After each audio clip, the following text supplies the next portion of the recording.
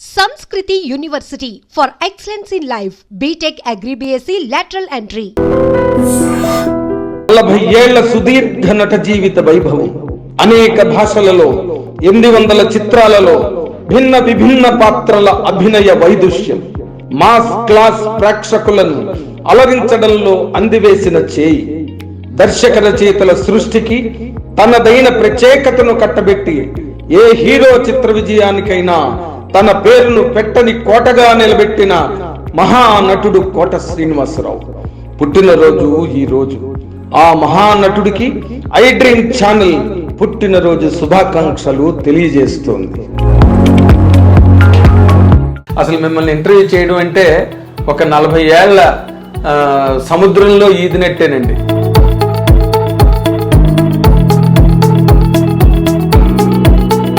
ప్రతిఘటన సినిమా మొట్టమొదట బాంబులా పేలింది, పెద్ద హిట్.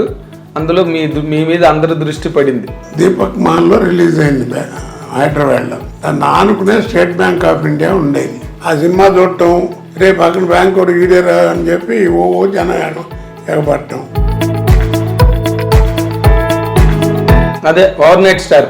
ఇక పొద్దు నుంచి ఇక రోడ్డు మీద తిరగలేను, బయటకు వెళ్ళలేను, ఎవరితో మాట్లాడలేము. అది ఏమిటో ఇక అది.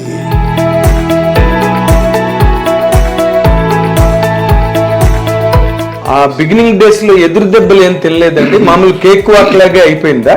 మండలాధీశుడు అని ఒక సినిమా చేయించాడు. కృష్ణ గారును చచ్చిపోయాడు హనుమంతరావు గారు వాళ్ళు కూర్చొని పట్టుబట్టి గొడవ చేసి, నాకేమో భయం, ఎందుకు మనకి తలకాయ నొప్పి కాంట్రవర్సీ అని. పైగా పెద్ద ఆయన మీద సినిమా, ముఖ్యమంత్రి.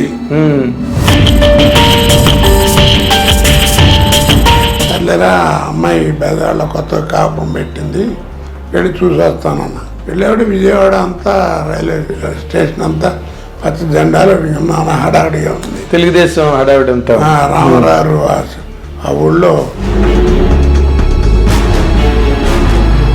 నేను కంగారు పడుతూనే ఉన్నా. అయ్యా బాబోయ్ ఏదో ఈ జెండాలు ఉన్నాయి. సరే దిగి ఆ ప్లాట్ఫారం పక్కన ఒక పక్కన నుంచున్నా. చూశారు, రే కోటగాడు వచ్చాడు అని బెల్లమని మీద పడి ఇప్పుడు ఎన్టీ రామారావు గారితో మీకు ఇప్పుడు ఆ సినిమా ద్వారా జరిగింది, మళ్ళీ రామారావుతో మీకు సర్దుకుందండి తర్వాత రోజుల్లో? అప్పుడు రామారావు గారు బ్రహ్మర్షి విశ్వామిత్ర అనుకుంటా ఆ సినిమాకి డబ్బింగ్ చెప్పడానికి మద్రాసు వచ్చాడు. వెళ్ళి రామారావుకి నమస్కారం సార్ అన్నాను. అందరూ అట్టు చూస్తున్నారు, అయిపోయాడు ఎండి కొడుకు చంపేస్తాడే. ఆయనకి అవ్వాలన్న ముందు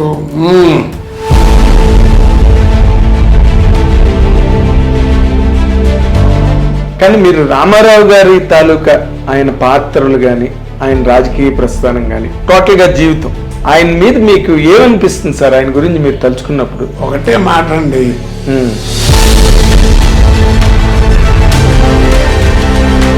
ఆ మాట అంటే మరి వాళ్ళ అబ్బాయిలకి వాళ్ళకి కోపం రావచ్చేమో రామారావు. కానీ చాలా కాంట్రవర్సీలు వచ్చేవి సార్ మీ మీద. ఇప్పుడు నా పక్కన కనీసం ఒక 50 మంది లేడీస్ వేసుకుంటారు. మీరు నిజంగా అలాగే ఉన్నారండి శ్రీరామచంద్రుల్లాగా? ఏం పెద్ద పరిస్థితులని కాదు, నాకు సినిమాకి సంబంధించినంత వరకు నా బిహేవియర్ అది. మీకు చిరంజీవి అటాచ్మెంట్ ఎక్కువ అండి? నేను కెమెరా నుంచింది ఫస్ట్ ప్రాణం కది. నేను మ్యూజిక్ వినపడి ఇది చేస్తుంది ఏంటని చెప్పి వెళ్ళి చూసా. వరండాలో అయినా చిరంజీవి గారు ఎంత శ్రమ పడాలి ఆర్టిస్ట్ అంటే, సినిమాల్లో ఎంత పడతారని తెలిసి వచ్చింది నాకు. అవతల వాళ్ళని అనేటప్పుడు మాత్రం కత్తి వజ్రాయుధం వెళ్ళి పేక కోసేసి లాంటి స్టేట్మెంట్లు ఇచ్చేవారు. కోటగారు జోక్ చెప్పండి, మీరు జోక్ చెప్పండి, అది మా సినిమా టైటిల్ ఏమనుకుంటున్నారు చెప్పండి అని అడిగి చెప్పించుకుంటారు, ఆనందిస్తారు. మరి ఏమన్నాను,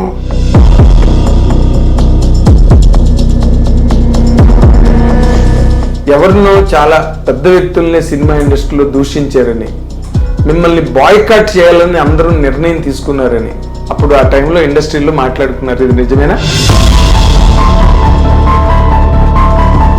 తర్వాత ఈ మధ్య రోజుల్లో మీరు పవన్ కళ్యాణ్ గారిని ఏదో అన్నారని చాలా పెద్ద దుమారం లేచింది. ఏదో మధ్యన అదే 100 years ఎన్టీ రామారావు శత జయంతి ఉత్సవాలు జరిగాయి. దాంట్లో మాట్లాడమంటే ఒక మాట చెప్పాను. నాకు చాలా మంది ఫోన్ చేశారులేండి, ఫోన్లు చేసి ఫ్యాన్స్ పవన్ ఇట్లా అంటారా, ఈ సంగతి చూస్తాం అలా ఇలా అని. ఆయనకి లేని చెప్పి మీకు ఎందుకు అంటుండేవాడు. పెద్ద గుమ్మడికాయ అంత టాలెంట్ ఉంటే కుదరదు, ఆవగింజంత అదృష్టం ఉండాలి. ఆ రెండు ఉన్నవాడే కోట. Welcome to our dear viewers of I dream. ఇప్పుడు మనం ఇంటర్వ్యూ చేయబోతున్న వ్యక్తి నటనకి పెట్టని కోట. 800 సినిమాలు, 40 ఏళ్ల నట జీవితం, అందులో భిన్న విభిన్న పాత్రలు, అద్భుతమైన పాత్ర పోషణలతో అనేకమైన అవార్డులని రివార్డులని గెలుచుకుని సినిమాకి, ప్రతి సినిమా విజయానికి తనదైన కాంట్రిబ్యూషన్ చాలా గొప్పగా చేసిన మహానటుడు కోట శ్రీనివాసరావుతో మనం ఇప్పుడు ముఖాముఖి కార్యక్రమం చేయబోతున్నాం. నమస్తే అండి. నమస్కారం అండి. అసలు మిమ్మల్ని ఇంటర్వ్యూ చేయడం అంటే ఒక 40 ఏళ్ల సముద్రంలో ఈదినట్టేనండి. ఎందుకు అంత ఏం కాదండి. ఎందుకంటే మీరు చెయ్యని క్యారెక్టర్ లేదు. మీరు వచ్చిన దగ్గర నుంచి ఇండస్ట్రీలోకి ప్రతిఘటన సినిమా మొట్టమొదట బాంబులా పేలింది, పెద్ద హిట్. అందులో మీ మీద అందరి దృష్టి పడింది, ఎవరి ఆర్టిస్టు ఎవరి నటుడు అని. మీరు అక్కడి నుంచి మీ కెరీర్ అంతా నేను అబ్జర్వ్ చేస్తూనే ఉన్నా దాదాపుగా. అసలు ఆ మొదట టేక్ ఆఫ్ టైం ఎలా నడిచిందండి మీకు? అంటే నాకు అర్థం కాల. అంటే ఆ ప్రతిఘటన తర్వాత వచ్చిన అవకాశాలు కానీ? ప్రతిఘటన తర్వాత ఆ డేట్ నాకు తెలిసి 85, 1985 అక్టోబర్ 11 అనుకుంటాను సినిమా రిలీజ్. దీపక్ మాల్లో రిలీజ్ అయింది హైదరాబాద్లో. దాన్ని ఆనుకునే స్టేట్ బ్యాంక్ ఆఫ్ ఇండియా ఉండేది. రెండింటికి గోడ కూడా ఉండదు, ఈ సైకిల్ స్టాండ్ ఇవన్నీ కామన్. ఓకే. పక్కనే స్టేట్ బ్యాంక్ సేమ్ కాంపౌండ్లో. ఇటు పక్క వెంకటేశ థియేటరు, దాంట్లోనేమో వందే మాతరం అనే ఓ సినిమా రిలీజ్.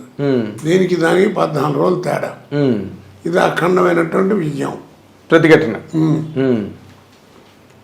ఆ సినిమా చూడటం, రేపు అక్కడ బ్యాంక్ ఒకటి ఈడేరా అని చెప్పి ఓ జనం ఎగబట్టం. ఇప్పట్లాగా సెక్యూరిటీ అంత లేదు కదా అప్పుడు. ఏం లేదు. పైగా మీరు కొత్త నటుడు, ఎవరు వీడియోని ఓ చూడటానికి వచ్చేవారు. బ్యాంక్ వచ్చేవారా? బ్యాంక్ మీద పడిపోయారు, పక్కనే అసలు మెయిన్ రోడ్డు మీద. ఓకే. ఇప్పుడు అది లోపలికి బిల్డింగ్ కట్టి అక్కడ లోపలికి వెళ్ళింది అనుకుంటా. అంటే నేను అప్పుడు క్యాష్లో ఉండేవాడిని. బ్రాంచ్ మీద పిలిచివన్నీ, నువ్వు ఈ గొడవ వింటారా బాబు, క్యాష్లో ఉన్నావు, నేను పోని గొడవలు అవుతాయని వెనకాల కూర్చోబెట్టాడు నన్ను. ఆయన చూపించాలని మళ్ళీ అమ్మడబడేవారు. అప్పుడు నా యూనియన్ వాళ్ళు గొడవ చేసి పక్కన ట్రాన్స్ఫర్ ఇప్పించి హెడ్ ఆఫీస్కి మళ్ళీ పిలిపించుకున్నారు. అక్కడ పని చేయించాను. అక్కడ లోపలికి ఎవరు పెద్ద రారు కదా. అదే ఇది ఇక్కడంటే థియేటర్ పక్కనే ఉంది కాబట్టి ప్రాబ్లం. పక్కన బాగా ఆనుకునే ఉంటుంది. ఆ టేక్ ఆఫ్ అంటే ఇక అదే పొద్దున్నే ఇక మిడ్ నైట్ స్టార్ అనుకో. ఇక అదే ఓవర్ నైట్ స్టార్. ఇక పొద్దు నుంచి ఇక రోడ్డు మీద తిరగలేను, బయటకు వెళ్ళలేను, ఎవరితో మాట్లాడలేము. అది ఏమిటో ఇక అది ఆ సినిమా అంత విజయం అన్నమాట రామోజీ గారి. అవును అవును. అసలు ఇక తట్టుకోలేకపోయారు. ఇక అక్కడి నుంచి ఏమిటంటే తెల్లారేటప్పటికి ఇక అక్కడి నుంచి ఎక్కడికి వెళ్ళాలన్నా విమానం లేకపోతే ట్రైన్ తప్ప, లేకపోతే ఫ్లైటే ప్రయాణం. అలా సాగింది. ఓకే. కాదు, అప్పుడు మీరు ఇండస్ట్రీలోకి వచ్చినప్పటికీ దాదాపుగా మహామహులు అందరూ ఉన్నారు. రాఘగోపాల్ గారు ఉన్నారు, కైకాల సత్యనారాయణ గారు ఉన్నారు, గొల్పూడి మారుతి గారు ఉన్నారు. అందరూ మంచి భూమిలో ఉన్నారు. నూతన్ ప్రసాద్ గారు, ఆయన లేకుండా సినిమావి లేదు. నూతన్ ప్రసాద్. అలాంటి కాంపిటీషన్ని మీరు ఏ విధంగా అసలు తట్టుకుని మీరు నిలబడగలిగారండి ఇండస్ట్రీలో? నిజంగా చెప్పాలంటే నాకు అసలు బ్రెయిన్లో ఆలోచన ఏమీ లేదండి. ఇంకో రకంగా చెప్పాలంటే ఇది కొంచెం ఎత్తుకబురు అనుకుంటారు. ఆ ఆలోచన వచ్చేటువంటి టైం కూడా ఉండేది కాదు.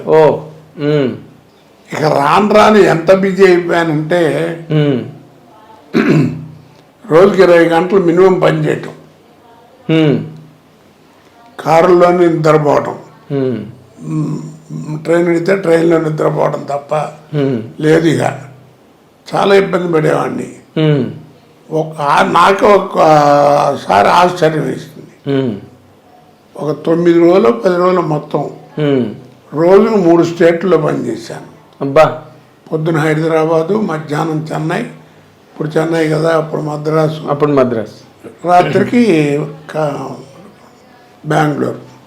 మళ్ళీ మిడ్ నైట్ ఫ్లైట్ బయలుదేరి హైదరాబాద్ దిగటం, ఎయిర్పోర్ట్లోనే స్నానం కానీ చేయటం. అక్కడ ఎయిర్పోర్ట్లో స్నానం, విఐపి లాంజ్ ఉంటుంది కదా. అవును. అంటే అప్పుడు ఇంత ముమ్మరంగా లేదు కదా, సెక్యూరిటీ లేదు, సెక్యూరిటీ లేదు, మీడియా పబ్లిక్ క్రేజ్ కూడా అంత లేదు అప్పుడు. అసలు ఈ ఎక్కడ ఉన్నాయి? అవునండి. ఈ ఛానల్ ఏమైనా లేవు కదా. అవును. సరే అక్కడే స్నానం చేసి మళ్ళీ ఇక్కడ షూటింగ్, మళ్ళీ ఇలా నాకు ఆశ్చర్యం వేసింది. ఇంట్లో అందరూ తిట్టం కూడా మొదలెట్టారు, ఎందుకు వచ్చింది తలకాయ నొప్పి, భోజనానికి కూడా టైం లేకుండా.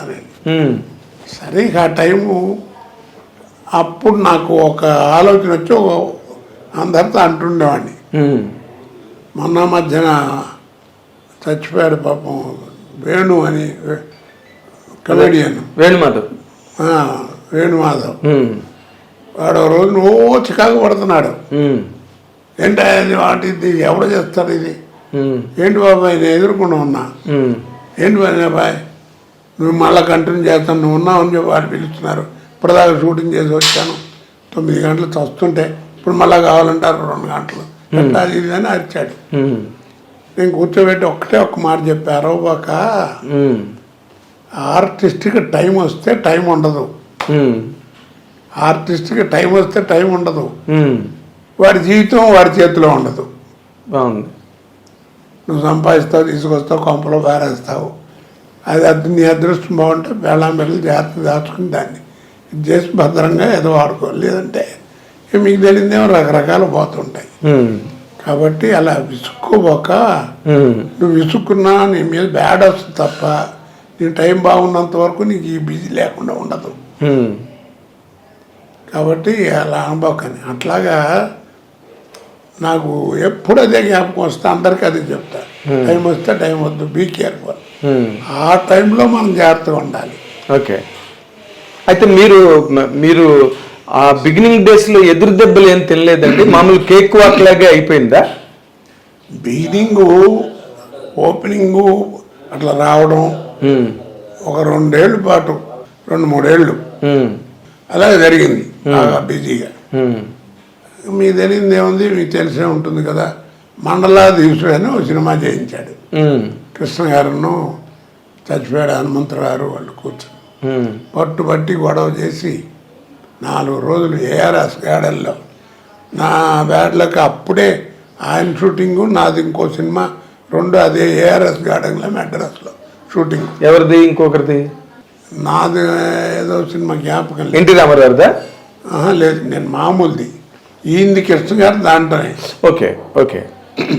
ఇద్దరం ఉన్నానని పిలవడం, నాకు షాట్ ఖాళీ ఎప్పుడల్లా కూర్చోబెట్టి మోరల్ క్లాసు, నా మాట విను, నువ్వు చెయ్యి, ఎంత పేరు వస్తుందో నీకు తెలియదు, అది ఇది అని గొడవ. కృష్ణ గారు అప్పటికే సినిమా మొదలైంది, భానుమతి గారు కమిటీ అవటం ఇవన్నీ నాకు తెలిసి అంతా. ఆ డేట్లు చూసేవాడేమో గొడవ, ఆడేమో కృష్ణ గారి దగ్గర కొన్నాళ్ళు పని చేశాడు పద్మాలయాల్లో, జ్యోతి ప్రసాద్. వాడు ప్రొడక్షన్ మేనేజర్. చంపేస్తున్నారండి కృష్ణ గారు, నా మాట వినండి, చెయ్యండి, పర్లేదు, ఏమవుతుంది అది ఇది అని. నాకేమో భయం, ఎందుకు మనకి తలకాయ నొప్పి, కాంట్రవర్సీ అని, పైగా పెద్ద ఆయన మీద సినిమా, ముఖ్యమంత్రి. సరే అని చెప్పి భయపడి ఆగుతుంటే ఈ లోపల బ్యాంకు నుంచి లెటర్స్ రావడం మొదలెట్టినాయి, చేస్తావా లేకపోతే రిజైన్ చేస్తావా, చేస్తా ఇలా అని. సరే అట్టాగా వచ్చింది ఉద్యోగం గురించి, చేద్దాం, సక్సెస్ అయ్యాము ఓకే, లేదంటే మన ఉద్యోగం అనుకుంటుంది, మన బోధానికి. కానీ నేను డిసైడ్ అయ్యా చివరికి. సరే కమిట్ అయ్యాను, అది చాలా గ్రాండ్ సక్సెస్ అయింది. బెదవాడలో కూడా కొంచెం దెబ్బలు కూడా తిన్నాను ఆ సినిమాకి. ఎందుకు? అప్పుడు ఖమ్మంలో సినిమా చేస్తున్నా, పిఎల్ నారాయణ డైరెక్టర్. ఊరేగింపు అదే సంథింగ్, ఊరేగింపు అదే సంథింగ్ అదే ఆ సినిమా చేస్తున్నాను. వాడు పిఎల్ ఊరే ఏమనుకోకరా, రేపు నీకు షూటింగ్ ఉండదు, సారీ అనవసరంగా వేస్ట్ చేస్తున్నా డేటు అన్నాడు. సర్లేరా, అమ్మాయి బెదవాళ్ళ కొత్తగా కాపురం పెట్టింది, వెళ్ళి చూసేస్తానన్నా. మంచి పని, ఇంకా దానికంటే ఇంకా శుభ్రంగా పోయిరా అన్నాడు. సరే అని పొద్దున్నే అప్పుడు కృష్ణా ఎక్స్ప్రెస్ ఉండేది. అవునండి. ఇప్పుడు ఉందో లేదో తెలియదు. ఇప్పుడు లేదు, అప్పుడు ఉండేది. ఇటు నుంచి వెళ్ళి మళ్ళీ 1 గంట 2 గంటలకు ఉండి మళ్ళీ బయలుదేరేది తిరిగి. సరే దాంట్లో వెళ్ళేవాడు విజయవాడ అంతా రైల్వే స్టేషన్ అంతా పచ్చ జెండాలు నాన్న హడావిడిగా ఉంది. తెలుగుదేశం హడావిడి అంతా. రామరారు ఆ ఊళ్ళో విశ్వబ్రాహ్మణులకి కళ్యాణ మండపం ఏదో ఉంటే దాన్ని ఓపెనింగ్కి వచ్చాడు. అప్పుడు పేపర్లో కూడా వచ్చింది, పూర్ణ కుంభంతో వాళ్ళు ఇన్వైట్ చేస్తే వెండి దాంతో అది ఆయన తీసుకుని వచ్చేసాడని పేపర్ అంతా చెప్పుకున్నారు జోక్గా. జోకో నిజమేదో సంథింగ్. నేను కంగారు పడుతూనే ఉన్నా, అయ్యా బాబోయ్ ఏదో ఈ జెండాలు ఇన్ని ఉన్నాయి, ఎట్లా నాయన ఏంటి అనుకుంటూనే ఉన్నాను. ట్రైన్ ఎలా దిగాలని దిగాను, దిక్క తప్పదు కదా. అవును. సరే దిగి ఆ ప్లాట్ఫారం పక్కన ఒక పక్కన ఉంటున్నా, నెమ్మదిగా నడుచుకుంటూ వచ్చా. ఏంటంటే రామరారు వచ్చారు, వెళుతున్నారు అనేది. ఇదే కృష్ణాకి తిరిగిదానికి వెళ్ళాలి ఆయన. ఒకటే ప్లాట్ఫారం అయిపోయింది. చూశారు, రే కోటగాడు వచ్చాడని బెల్లమని మీద పడి నానా బీభత్సలే బూతులు గీతులు కొట్టారండి. ఒకడైతే ఇద్దరు ముగ్గురు పటపట వేసారు దెబ్బలు. అది నీచంగా ఉండని చెబితే ఒకడైతే ఇక్కడ కూర్చుని ప్యాంటు జిప్ కూడా తీసి కానీ లాంటి కొడక నీకేంట్రా ఏమొచ్చిందో బేపను ఇలా బూతులు ఇష్టం చేయటం చేస్తుంటే ఏం చేయాలి అర్థం కాదు. చచ్చిపోతానేమని భయం. అదేలే. లక్కీగా అటు ఇటు దొల్లిగడు సాఫ్ట్వేర్ని తుడితే ఆ పక్క నుంచి పారిపోయా. బయటకు వచ్చి రిక్షా ఎక్కాను నుంచుని, ఓపెన్ టాప్ రిక్షా అంటే. సరే అందలేదు. ఆ టైంలో పోలీసు వాళ్ళు వచ్చి మొత్తానికి పంపించారు. అలాగా బ్యాడ్ ఇన్సిడెంట్లు కూడా జరిగినాయి చెప్తున్నా. అదే కాకపోతే నాకేంటంటే దానివల్ల సినిమాలు పోయినాయా భయం ఉండేది కాదు. ఎందుకంటే కృష్ణ గారు మంచి ఫామ్లో ఉన్నాడు అప్పుడు. నెలకు ఒక సినిమా రిలీజ్ ఇంచుమించు ఏదో సినిమా. అదేలే. ఆ సినిమాలు అన్నిట్లోనూ వేషాలు ఉండేవి నాకు. అదేలేండి. ఆయన వాళ్ళకి మారల్, మీరు మంచి నటుడు అవడమే కాకుండా మారల్ రెస్పాన్సిబిలిటీ కూడా ఉంది కదా. ఆయన చెప్పకుండా అన్నింట్లోనే ఉండేది. తర్వాత తెలిసేది ఏమైందంటే కృష్ణ గారు చెప్పారండి అని మామూలుగా అంటారు కదా. అలా నాకు అందువల్ల నాకు సినిమాల్లో వేషాలు లేవని బాధ లేదు. కాదు, ఇప్పుడు ఇలా మీరు దెబ్బలు తిన్నారు విజయవాడ స్టేషన్లో కృష్ణ గారికి తెలిసిందండి? కృష్ణ గారికి చెప్పారు ఎవరైనా? వచ్చిన తర్వాత కృష్ణ నవ్వుకుంటూ ఆయన ఏమైనా కొట్టారంట కదా ఆయన సరదా అవతరాలని గమనించడం అంటే జోక్. అవును, ఆయన సినిమా పోయినా ఆయన అలాగే మాట్లాడి. అవును, దానికి ఒక ఉదాహరణ ఉంది. ఒక సినిమా రైతు బిడ్డ ఒక సినిమాలో ఎదురుకుండా భరద్వాజ ఆఫీస్ ఉండేది ఎదురుకుండా, వాళ్ళ నాన్నగారి ఇంట్లో ఎదురుకుండా ఇంట్లోనే. అక్కడ ఉండేది చిల్లర కళ్యాణం వాళ్ళు సినిమా తీస్తున్నారు. నా దగ్గర డేట్లకు వచ్చారు, 15 రోజులు ఎంతో కావాలని. డైరీ సంఘాన్ని చూపిస్తే ఖాళీ లేదు. ఏదో ఒక రోజు 2 రోజులు అంటే అడ్జస్ట్ అది లేదు. వాళ్ళు ఏం చేశారు, అక్కడికి వెళ్ళి ఎవరో మొత్తానికి కృష్ణ దొరకట్లేదండి కోట గారు, డేట్లు ప్రాబ్లం అట్టున్నా 3 లక్షలు అడుగుతున్నాడు అని చెప్పారట.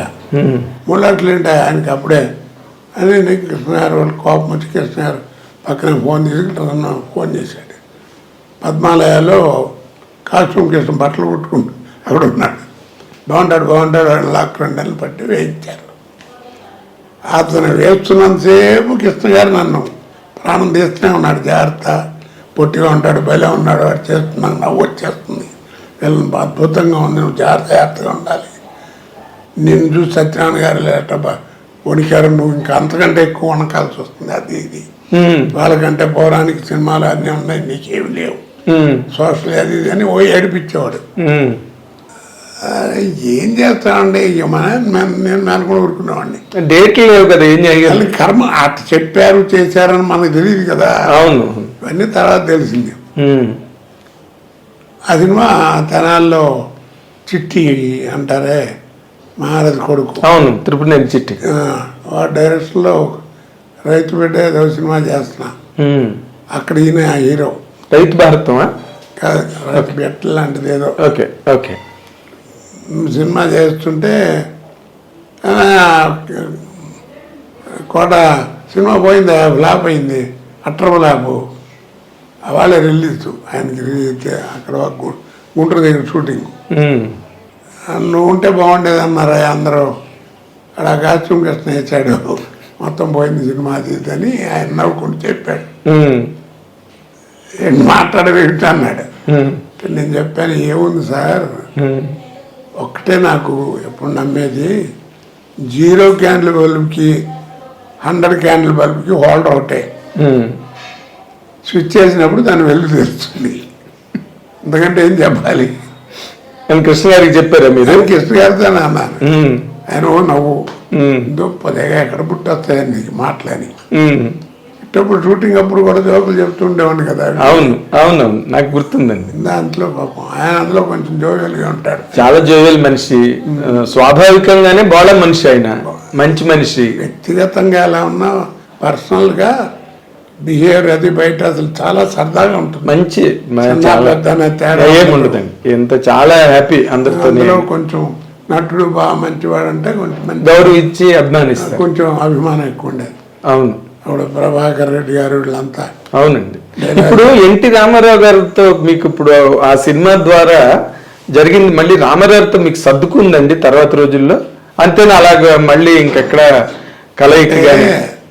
అప్పుడు రామారావు గారు బ్రహ్మర్షి విశ్వామిత్ర అనుకుంటా సినిమా చేశాడు, ఆయన ఓన్గా తీశారు రామారావే. అవును, అదే ముఖ్యమంత్రి ఎందుకు చేయకూడదు అని ఆయన బాడీ వీడు ఎందుకని ఓన్గా తీశారు. ఆ సినిమాకి డబ్బింగ్ చెప్పడానికి మద్రాసు వచ్చాడు, చెప్పి వెళ్ళిపోతూ ఎయిర్పోర్ట్లో యాక్చువల్గా ఆయన వచ్చారంటే 100 మహాత్ములు వస్తారు కదా. అవును కదా. 25 మంది పక్కన మంచి ఆజానుబాహు, పచ్చని డ్రెస్సు, సన్యాసిని వచ్చేకు పోగు, కిర్రి కిర్రి కిర్రమంటూ చెప్పులేసుకుంటూ వస్తున్నారు. ఆ క్రితం రోజు ఏంటంటే మద్రాసులో ఈ ప్రొడ్యూసర్స్ కౌన్సిల్ లాంటిది ఏదో పెద్ద మీటింగ్ జరిగింది. దానికి హైదరాబాద్ నుంచి వీళ్ళందరూ పెద్ద పెద్ద వాళ్ళందరూ కూడా వెళ్ళారు, ప్రొడ్యూసర్లు అందరూ. ఓకే. సరే అందరూ ఇటు ఓళ్ళు ఉన్నారు, ఆయన అట్లా వస్తున్నారు, రామారావు వస్తున్నారు, ప్రతి ఒడు అటే చూస్తున్నారు. అట్లా నాకు ఎందుకు వచ్చిందో ఐడియా, కావాలన్నా సూట్ కేసు అక్కడ పెట్టి మన విజయ్ చంద్ర లేడు, అతనున్నాడు నా ముందు, మరి అతను గుర్తుందో లేదో, సూట్ కేసు అక్కడ పెట్టి ఒక్క నిమిషం సూట్ కేసు చూస్తుండ అన్న. ఏంటంటే బాత్రూమ్ అన్నాడు, ఇప్పుడే వస్తానని వెళ్ళిపోతాను. వెళ్ళి రామారావుకి నమస్కారం సార్ అన్నాను. అంటే అందరూ అట్టు చూస్తున్నారు, అయిపోయారు ఎండి కొడుకు చంపేస్తాడు ఆయన.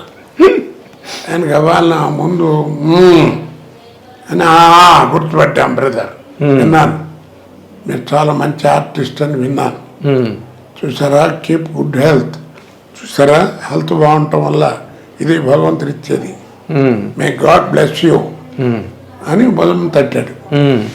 ట్రక్ని కాళ్ళదండం పెట్టేశాను, వేసి వచ్చేసాను. వీళ్ళందరూ వేసినప్పుడు నన్ను అడిగిన వాళ్ళందరిలో చాలామందిని వేస్తున్నప్పుడు షూటింగ్ చూసి అబ్బా ఏం చేస్తున్నాడు రా అన్న వాళ్ళే. ఏం బుద్ధి ఉందో లేదు నీకు, సాచోటి పీస్తే ఏమయ్యేవాడి, ఆయన మహానుభావుడు ఊరుకున్నాడు, ఆయన పర్సనల్ పీకే అంటున్నాడు, చెంప పగిలిపోయి మొహం చచ్చాడు అంటే మొదలెట్టారు.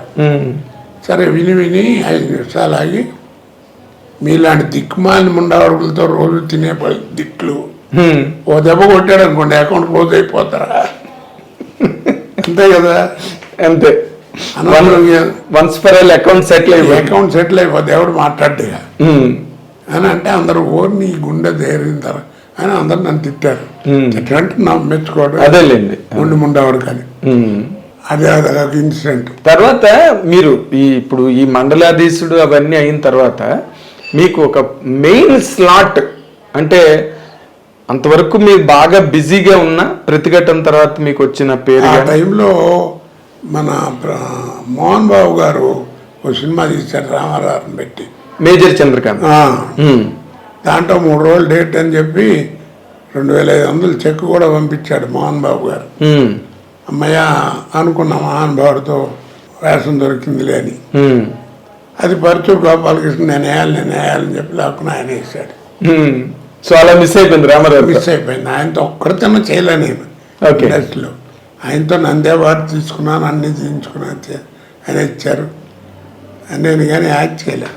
ఓకే, కానీ మీరు రామారావు గారి తాలూకా సినిమా ప్రయాణం, ఆయన పాత్రలు కానీ లేకపోతే ఆయన రాజకీయ ప్రస్థానం కానీ టోటల్గా జీవితం మీకు చూస్తే మీరు ఒక సీనియర్ నటుడుగా, సరే ఎంతో కొంత మీకు పొలిటికల్ సాంగత్యం మీకు కూడా ఉంది కాబట్టి ఆయన మీద మీకు ఏమనిపిస్తుంది సార్ ఆయన గురించి మీరు తలుచుకున్నప్పుడు? ఒకటే మాట అండి, కారణ జన్ముడు అంతే.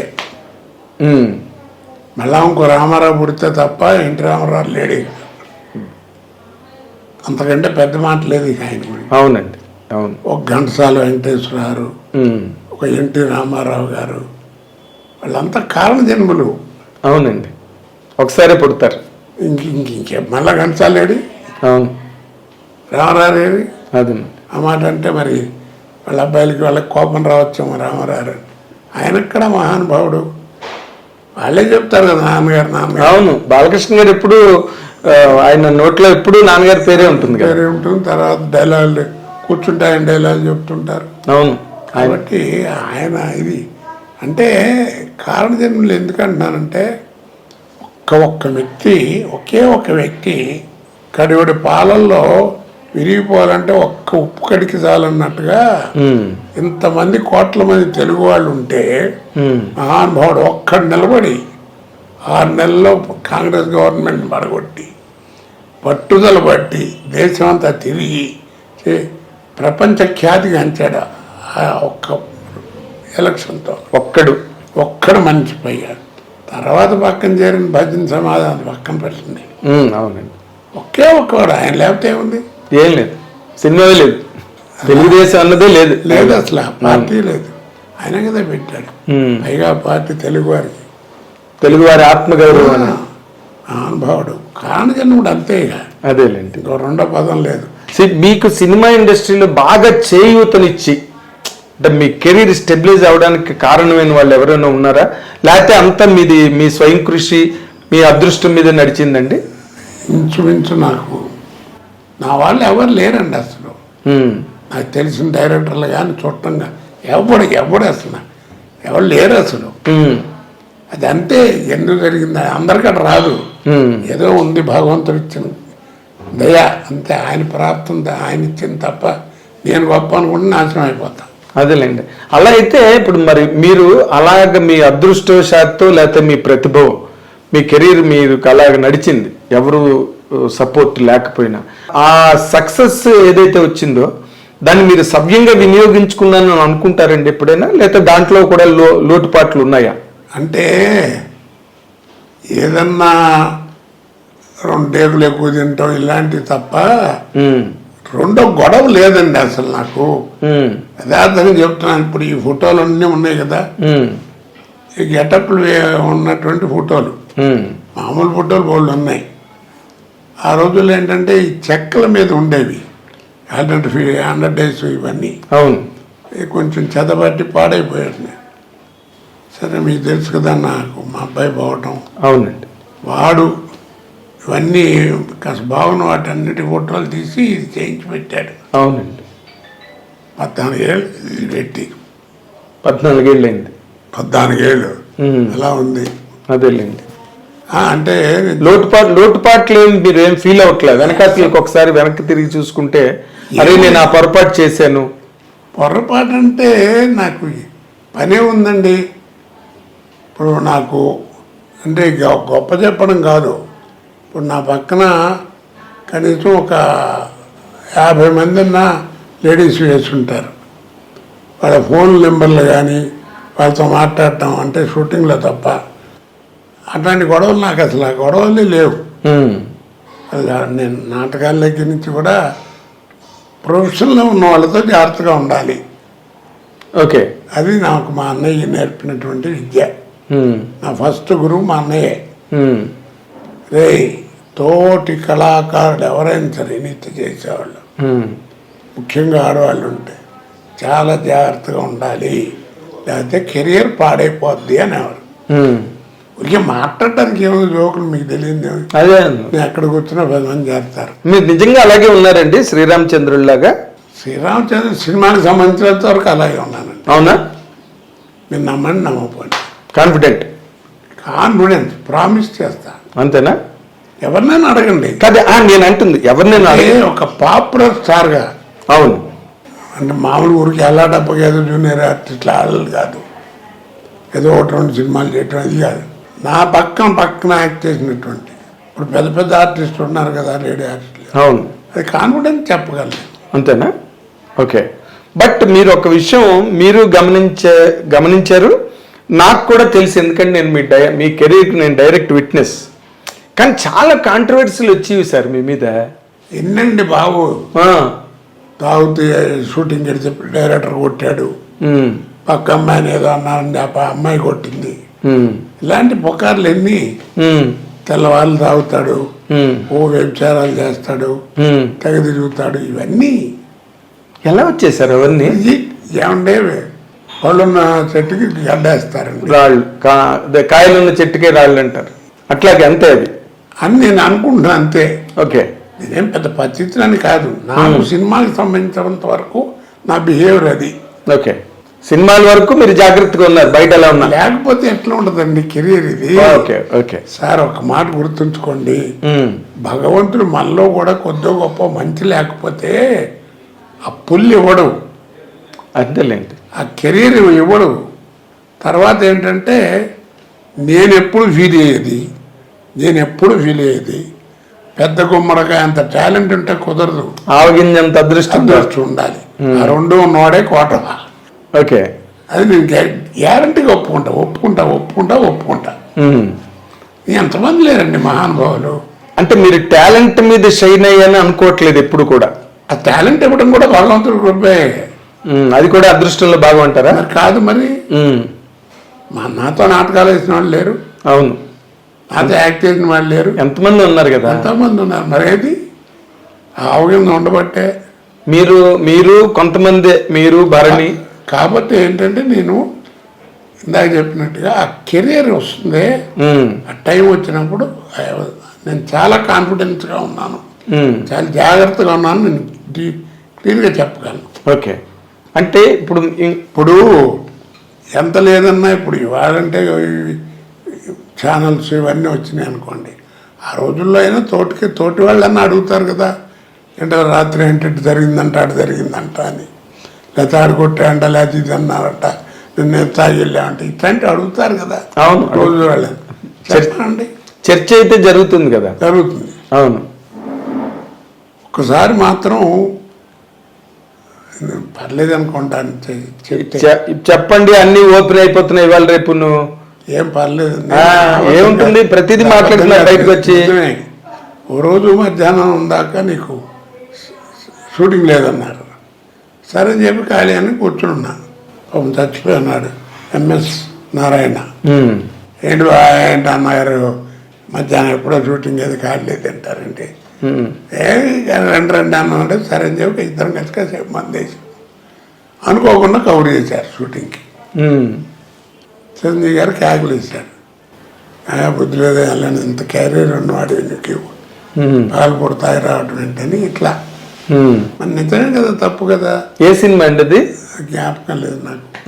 చిరంజీవి గారి కాంబినేషన్ ఆ సినిమా కాదనుకుంటాను, బట్ ఆయనకి తెలిసి కేకలేసారు మీ మీద? కేకలేసారు అనుకుంటా, అట్లాంటిది అది మొత్తానికి ఆయన కేకలేయడం జరిగింది.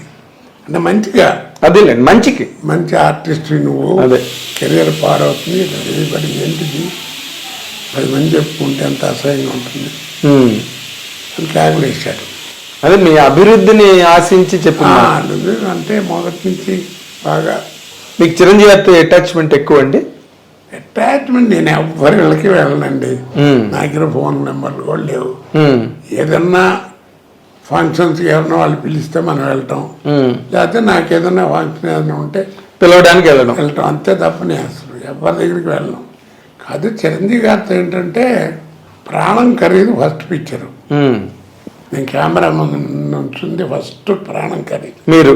నేను. వాసు గారు డైరెక్టర్. అవును, కే వాసు డైరెక్టర్. మనం పోయారు కదా. అవునండి. ఆయన ఆ సినిమాలో చిరంజీవి గారు కూడా యాక్ట్ చేశారు. అవును. తెలియదు, నేను ఎవరో తెలియదు, ఆయన ఎవరో నాకు అంతవరకు తెలియదు. రాజమండ్రిలో అప్సరా హోటల్ దగ్గర ఉంటే ఒక రోజు సాయంకాలం పూట 7 గంటల వేళ ఒక టేప్ రికార్డులు కదా అప్పుడు మ్యూజిక్ వినపడి ఇది చేస్తుంది ఏంటని చెప్పి వెళ్ళి చూసా. వరండాలో అయిన చిరంజీవి గారు మెడలో ఆర్టిన్ మార్కు ఆంజనేయ బెల్ట్ ఉంటుంది, చైన్, ఒక చిన్న లంగోటి కంటే కొంచెం పెద్దది డ్రైవర్ లాంటిది వేసి మ్యూజిక్ పెట్టి విపరీతంగా పిచ్చిగా డ్యాన్స్ చేసేస్తున్నాడు. ఇంటర్ బాబు ఇది అనుకున్నా. అప్పుడు చూసా ఆయన్ని మొట్టమొదటిసారి చూసింది అది. అంటే ఎంత శ్రమ పడాలి ఆర్టిస్ట్ అంటే సినిమాల్లో ఎంత పడతారని తెలిసి వచ్చింది నాకు. ఓకే. అప్పటి నుంచి ఆ తర్వాత ఆ సినిమాలో అప్పుడప్పుడు మాట్లాడడం, తర్వాత నేను కూడా యాక్ట్ చేశానండి ఆ సినిమాలంటే అలాగా ఆయన అంటాం. సరే దానితో వేషాలు అవును రావటం. చాలా సినిమాలు చేశారు కదా మీరు ఆయనతో కాంబినేషన్స్. ఫస్ట్ ఆయనకి ఆపోజిట్ ఫిలం చేసింది ఫస్ట్ పిక్చర్ 786, ఖైదీ నెంబర్ 786 ఆయనకి ఆపోజిట్ చేసింది. ఓకే. దానికి కూడా చాలా సెలెక్షన్ వ్యవహారం ట్రస్ట్ చేస్తూ చిరంజీవి గారు అందరూ చూడటం, ఇది ఓకే చేసుకోవడం. ఓకే. అంటే దానికి ఇంకొకరు ఎవరినైనా అనుకుని మీరు వచ్చారా లేకపోతే ఆ విషయాలు నాకేం తెలియదు. ఓకే. మొత్తానికి ఓకే. బట్ మీరు ఒక్కసారి మీ కెరీర్ని కనుక వెనక్కి తిరిగి చూసుకుంటే చాలా లాంగ్ కెరీరు, చాలా గ్లోరియస్ కెరీర్ మీది. అంటే కోట లేనిదే సినిమాని ప్లాన్ చేసుకోలేదు ఎవరు, నాకు తెలుసు ఆ విషయం. శత్రువు సినిమా మీకు చాలా పెద్ద బ్రేక్ కోడి రామకృష్ణ గారి ద్వారా. అవునండి. శత్రువు క్యారెక్టర్ ఆఫ్ ది డికేడ్ అది బయటకి యూసేజ్ కూడా వచ్చేసింది. బయట కూడా మాట్లాడుకోవడమే ఆ కేక. అవును. ఇప్పుడు ఏదైనా కార్డ్స్ ఆడేవాళ్ళు ఉన్నారనుకోండి, పేక మొక్కేయలేదు, బా తొందరగా మొక్కారా బాబు చంపేస్తాడండి వీడు, ఇలాగా ఒరిజినల్ గా మాట్లాడేది. ఈ హోటల్లో జలపాతాలు ఎవడు పెట్టాడు రా బాబు అని ఇలాగా, ఈ ఫోన్ ఎవడు కనిపెట్టాడు రా బాబు అని దాన్ని అలా అది మామూలు జనజీవితంలోకి వచ్చేసింది ఆ మాట. వచ్చేసిందండి. చాలా మీరు ఒక మంచి మాట చెప్తానండి, ఇన్ని వేషాలు ఇలా కనపడుతున్నాయి కదా, ఒక్క వేషం కూడా ఒక రోజు ముందు పిలిచి నాకు చెప్పింది ఒక్క వేషం లేదండి. నిజంగా భగవంతుడు ఎంత ఎలాంటి మరి జీవితం ఎలా ఇచ్చారు చూడండి. ఒక్క వేషం ఒక గంట ఎంత వెళ్ళటం, పక్కన కూర్చోండి ఇట్లా అనుకుంటున్నాం, కోటగారు మీకు కూడా ఏమైనా బ్రెయిన్లో ఏదైనా ఉంటే చెప్పండి, బాగుంటే పెట్టేద్దాం ఇరికిద్దామని ఇంప్రూవైజేషన్ చేసుకోవడం తప్ప వెళ్ళిపోవడం. అంటే మీరు ఒక అంటే నేను ఎందుకంటే ఇంకో ఎంత చెప్తాను నేను, కొన్ని సినిమాలు పేర్లు చెప్పకూడదు, పైవాడి డైలాగు కిందవాడి డైలాగు ఉండేది, మధ్యలో కోట లేదా క్యారెక్టర్ పేరు ఉండేది కదా, కోట చూసుకుంటాడని రాసేవారు. అది డైలాగ్ మీది. అక్కడ డైలాగ్ అదైనా కోట చూసుకుంటాడు అన్నది మీ డైలాగ్.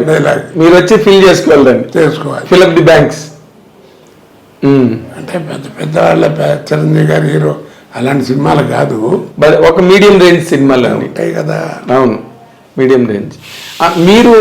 మీరు మీ కెరీర్లో సరే కాదు, నన్ను ఎప్పుడన్నా ఒక 5-6 సినిమాలకు మాత్రం ముందు పిలిచి మాట్లాడారండి.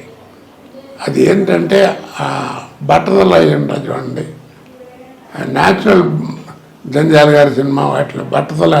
అవును, జయకృష్ణ గారు వాళ్ళు అంటే యాక్చువల్ చేయించారు క్రాఫ్ అలా భర్తల్లాగా మాకు న్యాచురల్ కావాలండి విగ్గులు పెట్టాను. అప్పుడు పిలిచి ఏమేమి సినిమాలు ఉన్నాయి ఏంటి, ఎక్కడ గ్యాప్ వస్తుంది మీకు ఏంటి ఆలోచన చేసేవారు. ఓ 3-4 సినిమాలు అంటారు. జంజాల్ గారు అంటే ఇప్పుడు నిన్న మొన్న ఎప్పుడో మీరు స్టేట్మెంట్ ఇచ్చారు, ఆయన అక్షరాలు 3 లక్షలు సంపాదించారు ఒక స్టేట్మెంట్. మీరు జంజాల్ గారి సినిమాలంతా ఒక వరోడి, తర్వాత మీరు చేసిన ఇప్పుడు కోడి రామకృష్ణ గారు శత్రువు, ఈ కమర్షియల్ ఓరియంటేషన్ అంతా ఇంకో పద్ధతి. ఈ రెండిట్లోని దేన్ని మీరు బాగా ఎంజాయ్ చేశారు సార్? జంజాల్ గారి స్కూల్నా లేకపోతే ఈ కమర్షియల్ స్కూల్నా? అంటే మీరు అన్నట్టుగా గవర్నమెంట్ స్కూలు, ప్రైవేట్ స్కూల్ అలాగనే కమర్షియల్ సినిమా, మామూలు జంజాల్ గారి సినిమా, ఆ తేడా ఎప్పుడు ఉంటుంది కదా. అది ఏది ఇష్టపడతారో మీకు కూడా తెలుసు. దేనిలో కంఫర్టబుల్ గా ఉన్నారు మీరు అని అడుగుతున్నారు. కంఫర్టబుల్ అంటే జంజాల్ గారి సినిమా. జంజాల్ గారి సినిమా మేకప్లు ఉండవు, ఒరే ఉన్నా కానీ మామూలుగా ఈ బ్లాక్నెస్ కనపడకుండా ఏదో చిన్న బేస్మెంట్ విగిలు ఉండవు. అవును, ఆ బట్టలు మామూలుగా ఉంటాయి. డైలాగులు ఉంటాయి సినిమా నిండా. డైలాగ్ మాత్రం కంపల్సరీ. సీన్కి 10 పేజీలు డైలాగులు ఉంటాయి. ఒక్కొక్కటి 1.5 పేజీ డైలాగ్ ఉంటుంది. అవును. అసలు గొప్ప విశేషం ఏంటంటేనండి, సీన్ ఆయన చదువుతూ చెప్తాడు. ఆయన చదువుతుంటే మన నవ్వు వచ్చేస్తుంటది. ఆయన పెద్ద యాక్టర్ అండి. అవును, నాకు తెలుసు. డైలాగు, డిక్షన్, వ్యవహారం. అవును. 4 క్యారెక్టర్ల సీన్ అనుకోండి, నలుగురికి భాష డైలాగ్ డిక్షన్ ఆయనే చెప్పించేవాడు చదివేటప్పుడు. సో ఇక చేసేవాడికి పెద్ద ఇబ్బంది ఉండదు. అదేలేండి, దాన్ని అడాప్ట్ చేసుకోవడమే కదా విని. అలా కొన్ని ఏంటంటే అలాగే కోట చూసుకుంటాడని. ఇలాగ నిజం చెప్పాలంటేనండి, జంజాల గారి సినిమాల్ని కామెడీ అని కావాలి అనలేం, హాస్యం అంటాం. జంజాల గారి సినిమాలకి హాస్యం అంటాం, వినోదం. హాస్యం అనే మాటే వస్తుంది, ఓకే, కామెడీ అని రాదు. అవును. ఇప్పుడు ఏంటంటే ప్రతివాడు కమెడియన్ కమెడియన్ కమెడియన్ అంటారు. ఇది కామెడీ, అది హాస్యం. ఓకే. బట్ ఆయన తర్వాత ఆయనలో గొప్పతనం ఏంటంటే అక్షరం 3 లక్షలు సంపాదించాను. ఎందుకన్నానంటే ఆవిడ పేరు అన్నపూర్ణ, ఆయన భార్య కమ్మగా వండి పెడుతుంది. బాలుగారు, నేను చాలామంది చాలాసార్లు కలిసి వ్యవహారంలో కూర్చుని కాసేపు భోజనం చేయటం వ్యవహారం చాలాసార్లు. పట్టుదలగానే అరే గట్టిగా రసం సాంబార్తో పాటు ఇంకో లిక్విడ్ కూడా మజ్జిగ పులుసులాగా కాల్చడం కమ్మగా ఉండదు, మామూలుగా ఉండదండి భోజనం. అంత బాగుండేది. రాత్రి మగళ్ళు ఎప్పుడైనా ఖాళీ ఉంటే పిలిచేవాడు. వెళ్ళిపోవడం ఆయన పిలిచారంటే. బాలుగారు, మీరు బాలుగారు అంటే అలా బాలుగారు కూడా వచ్చేవాడు అప్పుడప్పుడు. అదేలేండి చెప్తున్నా. ఆయన ఎవరు ఖాళీగా ఉంటే వాళ్ళు ఫోన్ చేయడం, ఎరా ఖాళీగా రారా ఇంకా గజమా కానీ కబుర్లు. ఆయన ఎందుకంటే నాకు నచ్చేది, అలా భోజనం చేసాం. ఆయన అక్షరం నిజంగానండి. ఆయన రచనలో 2 ముక్కలు చెప్తాను. అక్షరంలో అమ్మతనం ఉంటుంది ఆయన రచనలో. ప్రతి అక్షరంలోనూ మదర్ టంగ్ అన్నట్టుగా ఉంటుందండి. అదేలేండి. భాష పడికట్టు మాటలు ఉంటాయి. పదప్రయోగం తెలుగు భాష ఎంత కమ్మగా ఉంటుందని అనిపిస్తుంది. ఎంత గొప్పదంటే సీన్లో, ఆ సినిమా పేరు నీకు నాకు పెళ్ళి అంట అనుకుంటా, రత్నాసాగర్ గారు గంగా భాగీరథి సమానరాలు వేషం వేసింది. డైలీ పాపం ఆవిడ కూడా చేయించుకుని నేను బట్టతల వ్యవహారం. వాళ్ళు కలుసుకుని మాట్లాడుకుంటూ ఉంటారు. వాళ్ళు ఏంటంటే క్యారెక్టర్ల ప్రకారం 40 సంవత్సరాల క్రితం వాళ్ళిద్దరు లవర్స్. కపర్ది అనే క్యారెక్టర్. కపర్ది అని, ఈ పేరు కపర్ది. ఊరికి ఇరిటేట్ అవుతుంటాడు. అవును.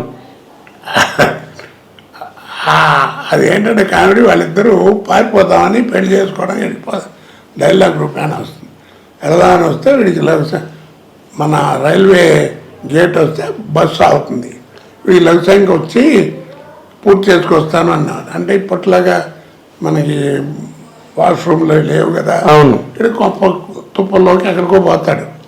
వీడు తిరిగి వచ్చారు కూడా గేటు తీస్తారు, బస్సు వెళ్ళిపోతుంది. అట్లా విడిపోతాడు. ఆ విడిపోయిన వాళ్ళు 40 సంవత్సరాల తర్వాత కలుస్తారు.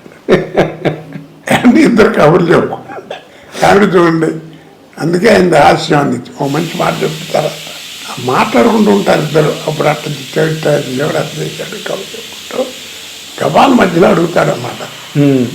జనరల్గా రచన జరిగి మీ హస్బెండ్ ఎప్పుడు పోయాడు, మీ భర్త ఎప్పుడు పోయాడు, లేదా నీ వైద్యం ఎప్పుడు వచ్చింది, ఇలా ఉంటాయి కదా.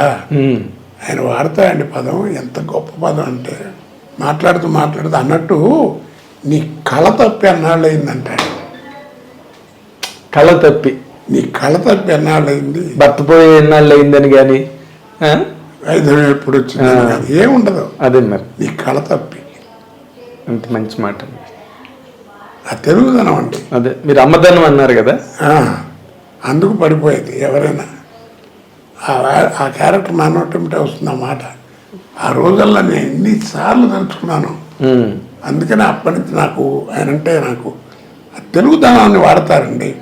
అదే తెలుగు మాటలు, తెలుగు నానుడులు, తెలుగు పడిగట్టులు, మన ఇళ్లలో వ్యావహారికంగా మాట్లాడుకునే మాటలు, ఆ తిట్లు, గ్రామీణ వాతావరణంలో తిట్లు. హై నాయక అని వచ్చిన మంచి దాంట్లో సూర్యకాంతం గారు అచ్చు బామ్మ మాట్లాడినట్టే ఉంటుంది. అవును, మన ఇళ్లలో. అవును, ఏడుసారా కాదు హాయ్ అని మాట్లాడుకుంటారు. అవును, చెప్తున్నా. ఇంకో సినిమాలో 16 ఏళ్ళ అమ్మాయిని పెళ్లి చేసుకోవడానికి 55-56 ఏళ్ళు వచ్చిన ఒక క్యారెక్టర్ వస్తుంది. అది నేనే వేసానండి. వస్తే అది పెళ్లి చూపులు జరుగుతాయి. అది ఆ అమ్మాయి తండ్రికి తెలియదు. ఆ అమ్మాయి తాతగారు ఆర్థిక ఇబ్బంది ఇది చేయలేడని చెప్పి ఫిక్స్ చేసి పెళ్ళిపోతారు. ఆ టైంలో వస్తాడు తండ్రి, చూస్తాడు, చూసి ఆశ్చర్యపోతాడు. రావయ్యారా కరెక్ట్ టైంకి వచ్చావు నువ్వు అంటే తాంబూలాలు పుచ్చుకుందాం అంటాడు మధ్యవర్తి. అంటే ఈయన అంటాడు ఏదో మర్యాదలు తీర్చినవి ఏదో చేసాం అయిపోయిందండి గృహస్థుగా.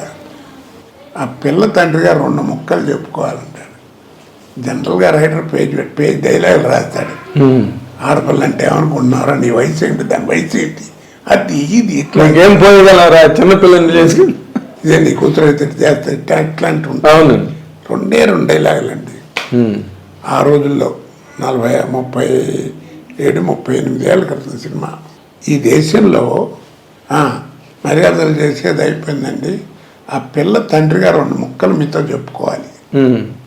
ఈ దేశంలో మధ్యతరగతి మానవుడు చేసే పాపం ఏదన్నా ఉంటే ఆడపిల్లని కంటాం.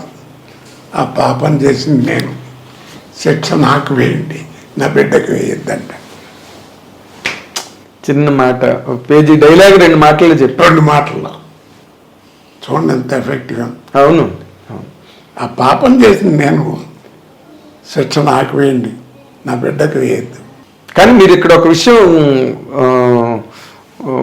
మిస్ అవుతున్నారేమో అనిపించింది. జంజాల్ గారి సినిమాలన్నీ అద్భుతాలు, దానిలో డౌట్ ఏం లేదు. ఇప్పటికీ అవన్నీ సెలబ్రేట్ చేసుకుంటున్నాయి. ఏదో చెప్పబోతున్నారు మీరు. చెప్పాను, అదే ఫినిషింగ్. హాస్యం అని ఎందుకు అంటున్నానంటే జంజాల్ గారి హాస్యం ఎలా ఉంటుందంటే ఇన్సిడెంట్లు ఎవరైనా ఎన్నేళ్ళ వాడైనా ఎవరితోనైనా ఎప్పుడైనా ఎక్కడైనా ఎలాంటి సిచ్యువేషన్లో ఉన్నా చెప్పుకోవచ్చు. అదేలేండి. ఇప్పుడు అట్ట కాదు, సినిమా ఎంటర్టైన్మెంటే వస్తుంది. ఇది ఫ్యామిలీతో చూడదక్క సినిమా అంటే అని.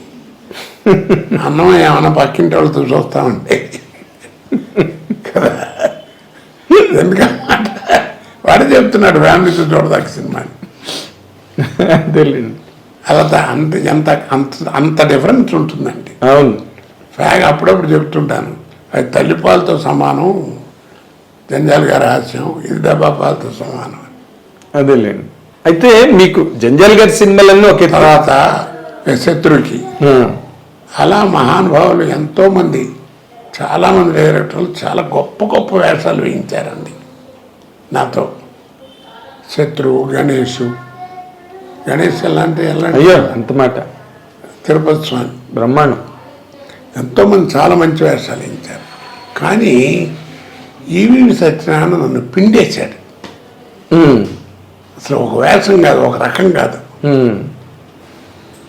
పిచ్చి పిచ్చిగా పిండేశాడు. అంతే, నాలో ఉన్న మ్యాక్సిమం క్యాలిబర్ అంతా రాయించాడు. ఆ రుణం తీర్చుకోలేదు. అదేలేండి, మీతోని రకరకాల క్యారెక్టర్లు చేంజ్ చేసాడు ఆయన 50 సినిమాలు అన్న తీసాడు. అవును. 3 సినిమాల్లో ఇంట్లోనూ డేట్లు కుదరక చేయలేదు. ఆ ఒక్కటి అడక్క సినిమా లేదండి. అవును. అది యాక్చువల్గా నాతో చేద్దామని ఎంత ట్రై చేశాడో. ఇది రావుగోపాల్ రావు క్యారెక్టర్. ఓకే. వైజాగ్లో షూటింగు, అవును, ఎక్కడ అడ్జస్ట్మెంట్ కుదరదు, కాంటు పట్టే నీ వల్ల కాదు చేయలేవయ్యా, వద్దులేని వద్దని గోపాలరావుని పెట్టారు. అప్పటికే పాపం ఆయన అనారోగ్యం బాగా అనారోగ్యంతో ఉన్నారు. మనకు అది తెలుస్తుంటుంది కూడా, తెలుస్తుంటుంది స్క్రీన్ మీద. అవును, అలాగా. కాబట్టి రావుగోపాల్ రావు కాబట్టి ఎంజాయ్ చేశారు అందరూ. అవునండి, అది ఆయన కాబట్టి ఇంకోటి చేస్తే ఆ వేషం పండదు. సినిమాకి డ్యామేజ్ అయి ఉంటుంది. ఈ పండదు, ఆయన వేషం పండపోతే ఇంకేంది సినిమా. నా పెళ్ళింట్లో నా వేషం పన్నట్టు. అవును.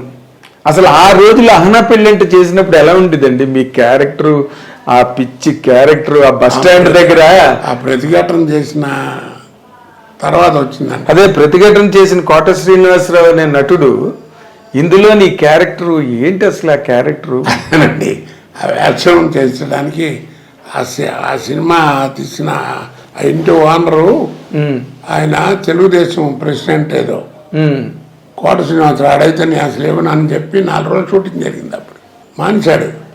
అప్పుడు ప్రొడ్యూసరు రామానాయుడు గారు ఆ సినిమా అట్లాంటిది ఏం కాదండి, ఈ సినిమా కాళ్ళు ఉంటుంది, నా మాట వినండి. ఒక రోజు చేసిన సినిమా మళ్ళీ చేయించాడు ఆయన కూర్చోబెట్టి. ఆయన అప్పుడు నమ్మి ఇచ్చాడు, కంటిన్యూ చేయించాడు. బంగ్లాదేశ్ సినిమా ఏమో అనుకున్నారు అనుకుని గొడవ. అసలు ఆ సినిమా అసలు ఎట్లా అసలు ఆయన అదే చెప్పేదండి. ఆయన ఊహలకి ఇది మనం పట్టుకోలేము. అదే మీతో పాటు దాదాపుగా వచ్చిన వాళ్ళే కదా సుత్తి వీరభద్రరావు గారు, సుత్తివేలు. అవునండి, మీతో పాటు దాదాపు వెళ్ళినప్పటికీ సుత్తి వీరభద్రరావు, వేలు బాగా సెటిల్ అయిపోయారు. బాగా ఫైల్లో ఉన్నారండి. మీరు వెనకట్లో వచ్చారనుకోండి కొంత లేట్గా, బట్ మీరు వాళ్ళ ప్లేస్ ఆక్యుపై చేశారా? నేను అంటే ఆక్యుపై చేశారా అది కాదు కానండి, మొత్తాన్ని వచ్చిన తర్వాత కొంచెం వీరభద్రరావు కొంచెం ఎఫెక్ట్ ఇచ్చింది. వేషాలు, ముఖ్యంగా జంజాల గారి వేషం, ఆ వేషాలు అడ్డం వల్ల పడేటప్పటికీ కొంచెం అదేనండి మీరు అన్నట్టుగా మీ నోటి మాట రకరకాలుగా మనం కామెడీ వెళ్ళని అసలు మీరు చెయ్యని క్యారెక్టర్ ఉందండి. ఇప్పుడు అంటే డైరెక్టరు, రైటరు ఏ క్యారెక్టర్ అయినా మీ గురించి రాసుకోవచ్చు, ఎలాంటి క్యారెక్టర్ అని రాసుకోవచ్చు. మీకు అక్కడ దాకా ఎందుకండి, ఆడువారి మాటలకు అర్థాలు వేర్లే. మంచి వెంకటేష్తో చేసిన సినిమా అసలు ఎంత. మా అబ్బాయి ఆ సినిమా చేసి వచ్చిన రోజున వాడితో కూడా అన్నాను, నీతో మాట్లాడినట్టు ఉంది ఆ సినిమా అంతా అన్నది నా వేషం అని. కొడుకుని కేకలేస్తుంటాను. అవును, చెప్తున్నా. దానిలో డైలాగ్ ఉంది కదా, నేనంటే నీకు అంత ఇష్టం ఏంట్రా, పోయే ముందు డైలాగు, అది చాలా గొప్పగా ఉంటుంది ఆ సీన్. అవునండి, డైరెక్టర్ మహానుభావుడు, కుర్రాడు. అవునండి, అవును చెప్తున్నానండి. ఎన్ని రకాలు, ఒకట రెండా, అదే ఎన్ని వేరియేషన్స్ దాంట్లోని. అసలు ఇందులోని సార్ ఇంత బిజీ లైఫ్లో మీరు ఇందాక అన్నట్టుగా ఒకరోజు 3 రాష్ట్రాల్లో షూటింగ్లు చేసి ఆంధ్ర అంతా కార్ల మీద తిరిగి మీరు షూటింగ్లు చేయడం నాకు తెలుసు. మీరు బ్రహ్మానందం గారు, బాబుమోహన్, 3 ఇన్విటబుల్స్, మీరు బ్రహ్మానందం గారు, బాబుమోహన్, ముగ్గురు కూడా. మీ ముగ్గురు మధ్యన అంటే ఫస్ట్ క్వశ్చన్, మీరు అలా అంత ఫాస్ట్గా షూటింగ్లు, అంత ఆక్యుపైడ్గా, అసలు ఫ్యామిలీకి మీరు ఎంత టైం స్పేర్ చేయగలిగారండి? నిజంగానండి, నేను ఇప్పుడు ఇంట్లో కూడా బాధపడుతూ ఉంటాను. నేను కోల్పోయినవి 2 అండి, చాలా ఇంపార్టెంట్ విషయాలు. ఒకటి ఫ్యామిలీ లైఫ్, పిల్లలు చదువులు, వాళ్ళని చదువుతున్నాం, ఏం చదువుతున్నారు, ఎలా చదువుతున్నారు, వాళ్ళు స్కూల్కి వెళ్తున్నారు లేదా అసలు తెలియదు నాకు. అదృష్టం బాగుండి పిల్లలు ఏదో వాళ్ళు చదువుకున్నారు తప్ప నా మిస్సెస్ ఏం చదువుకోలేదు. అది 4వ క్లాసు 5వ క్లాసు, అదేం చెప్పేది కాదు. పిల్లలు చదువుకున్న వాళ్ళే పోస్ట్ గ్రాడ్యుయేట్లు అయ్యారు, చదువుకున్నారు, పెద్దవాళ్ళు ఉద్యోగాలు, అది వేరు. అదృష్టం అది. ఎంత లాస్ అయిపోయానండి. నెల 15 రోజులు 2 నెలలకి అట్లా చూసేవాడిని పిల్లల్ని. బెంగళూరు వెళ్ళినప్పుడు అక్కడ బట్టలు బాగుంటాయంటే పిల్లలకని కొనుక్కొచ్చామని. తీరా వచ్చేవాడికి సైజులు సరిపోయాయి కాదు. 2 ఆడపిల్లలు మరీ ఫాస్ట్గా పెరుగుతారు. ఏడుపు వచ్చేది నాకు. ఆ రోజుల్లో 2000 పెట్టి కొనుక్కురావటం అంటే ఒక మాటల. అలాగా అదొకటి, అది మెయిన్ అండి. ఇప్పుడు ఏడుస్తున్నాను, ఎవ్వరు ఉండరు. మనవాళ్ళు 2 పడిపోయాడు. మనవాళ్ళు చాలా బాగా చదువుతారన్న మనవాళ్ళు. అదే నేను ఎప్పుడు అనుకుంటుంటాను సార్, ఏంటంటే మీరు చిన్నతనం అంతా వాళ్ళని చూడలేదు. మీరు స్టేబుల్గా స్టడీగా ఇంటి దగ్గర ఉండే టైంకు వాళ్ళు లేరు. ఇప్పుడు వాడు చూడండి, పొద్దున్న ఒకడు 6:30కి పోతాడు, ఇంకోటి 7:30, 8కి వెళ్ళిపోయాడు. మళ్ళీ సాయంకాలం ఎప్పుడో వస్తారు. వాడు ఇంజనీరింగ్ పెద్దవాడు. అంటే వాడి మెరిట్లో యూనివర్సిటీ వాళ్ళు ఇచ్చారు, ఉస్మానియా యూనివర్సిటీ వాళ్ళు ఇంజనీరింగ్. ఓకే, 3rd ఇయర్ ఇప్పుడు 4th ఇయర్కి వస్తాడు. 2వ వాడేమో ఇంటర్మీడియట్ 2nd ఇయర్. వాడు మోస్ట్ బ్రిలియంట్స్ ఇద్దరు. అదేలేండి. మీరు అంటే నార్మల్గా చెప్తున్నాను. ఇప్పుడు 2వది బాధపడేది, ఇప్పుడు వాళ్ళని చూడలేకపోతున్నా. నాకు వాళ్ళంటే ప్రాణం నిజంగానండి. 1 గంటన్నర కూడా ఉండలేను ఇంట్లో ఉంటే. నాకు ఇంకో పని లేదు ఇప్పుడు. నేను మా ఆవిడ ఇంకెవరు అంతే కదా. ఇప్పుడు ఏముంది, ఏదైనా ఇప్పుడు చేస్తున్నారండి 1-6 వేషాలు ఏదైనా వస్తున్నాయి. అడుగుతాను ముందు, మీరు బాబు అని క్లియర్గా చెప్తాను, ముందు కథ చెబుదు కానీ అని. మెట్లు ఎక్కడం దిగటం కష్టం, గబగబా నడవటం చేయటం ఏదైనా కొంచెం డిలే అవ్వచ్చు, ఫ్యూ సెకండ్స్. అది పొజిషను, డైలాగ్ ఇలా మెమరీ అన్ని బ్రహ్మాండంగా ఉన్నాయి. నా ఫిజికల్గా నాకు ఉండేటువంటి ఇబ్బంది ఇది. మెట్లు ఎక్కడం దిగటం గబగబా చేయలేను. అలా స్టేబుల్గా కూర్చుని డైలాగ్ చెప్పేది గబాలు లేవాలంటే ఉన్నట్టుండి గబాలు లేచి కొట్టటాలు చేయటాలు పట్టాలు అవి చేయలేను. ఇప్పుడు కథ చెప్పు అంటాను.